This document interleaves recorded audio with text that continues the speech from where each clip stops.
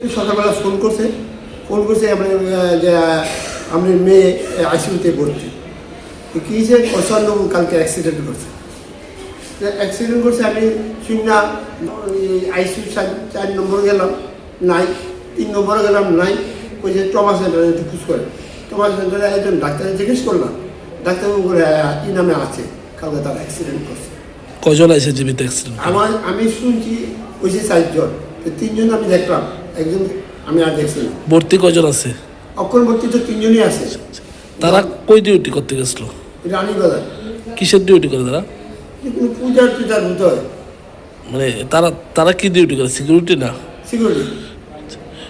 এই সিকিউরিটি মানে কোম্পানি কোনো মালিকা বা কোনো কেউ যোগাযোগ করছে? আমি নামটা কথা বলতে চাই, কোন কোম্পানির আন্ডারে আপনাদের সাথে যোগাযোগ করছে? না, কেউ আমাকে যোগাযোগ করেনি। আদার্স লোক আমাকে বলছে ফোন করে যে বৃন্দা এই মূল বৃন্দাকে তো জীবিতে আইসিইউতে ভর্তি আছে।